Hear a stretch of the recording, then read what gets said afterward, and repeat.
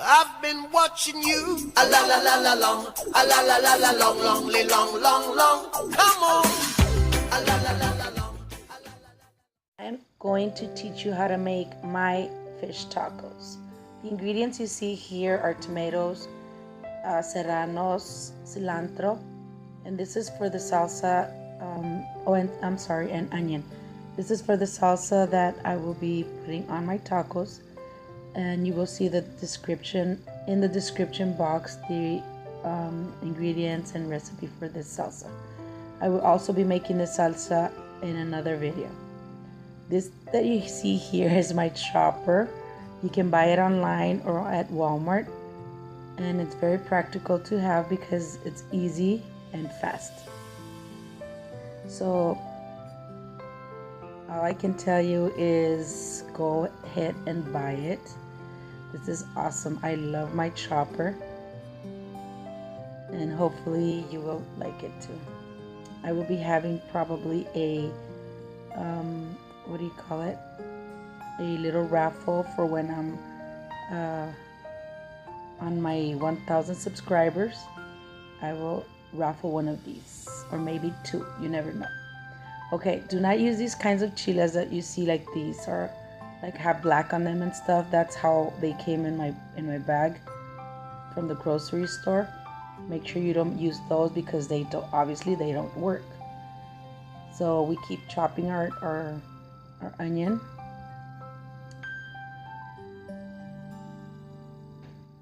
Okay, now we start with our chiles for our salsa.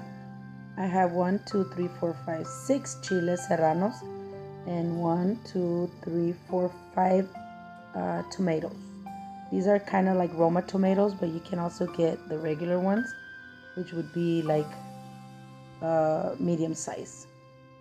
Here you have to cut them in small pieces in order to put them through the chopper, but this is better than to be cutting like the chiles so small the way they're gonna come out from the chopper, which is perfect. You just keep chopping your way out. This is the easiest way that I've found to make my salsa.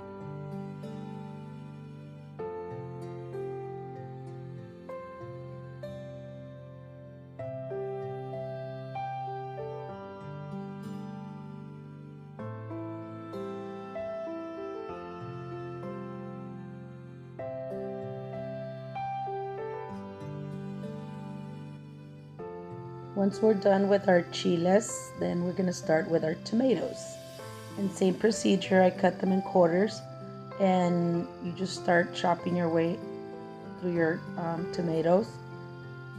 I'm telling you guys, you need to buy this stuff because this is the best thing ever.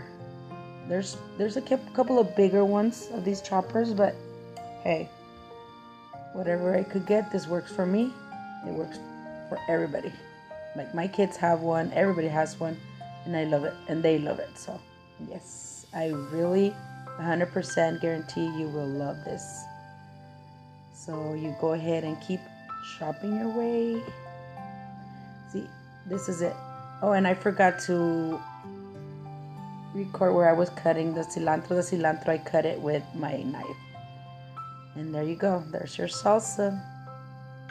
Delicious. Now we're going to start chopping our cabbage. You're going to do it with a knife. You're not going to put this in the chopper at all.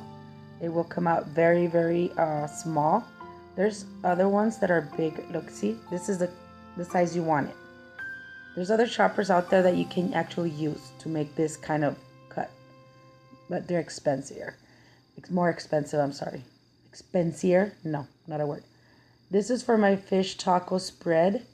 This is chiles chipotle. Make sure you wash your cans from the top, please. I will never get tired of telling you that. Mayo and a little bit of mustard. You will add the ingredients like it says there to your taste. I added the like a cup of mayonnaise. It's all depending on how much fish you're gonna use.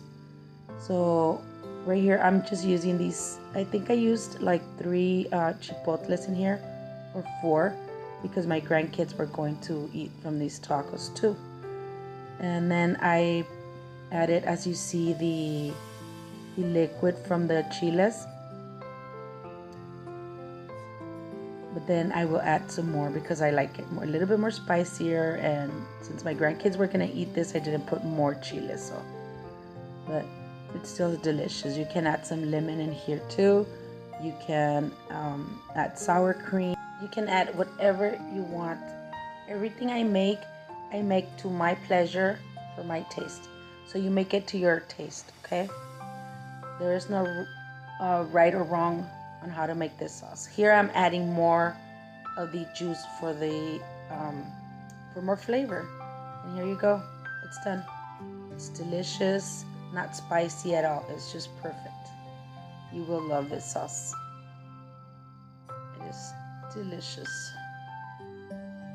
Now we go. This is a fish that I used. It's a tilapia. I think I used six of these little packets, if I'm not mistaken. I should have counted them, but yeah, I think it's 6 of them. And what you're gonna do is you're gonna cut them in strips. You're gonna cut them as big as you want, as thick as you want. You can cut them any way you want. It's all depending on your tortilla or the size of the taco you're gonna get. You can cut them this big or in half. And I made different sizes. Like this one, I like that one. People like smaller ones. It all depends on your taste again. So you do as you please. I'm just giving you how I make my fish tacos. Okay, this is how I make them. Now I'm gonna season my my fish with garlic and pepper. It's not garlic salt, it's garlic and pepper, and a little bit of salt. Then I'm going to sprinkle I think it's a third of flour, and this is for the batter to stick to the fish, because the fish gets a little bit wet since it's been frozen. That way it'll stick to it. This is where I'm gonna put my fish after they're done, so they can drain with the paper towels, so they don't get like all soggy and stuff. And here we go with the batter. I'm showing you here it's 1 cup, but I used 2 cups of flour, all-purpose flour. Okay.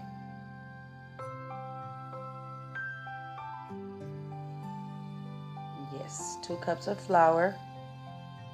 You're gonna season your flour with, this is what I use: the garlic and pepper, accent, mustard, and my Goya seasoning.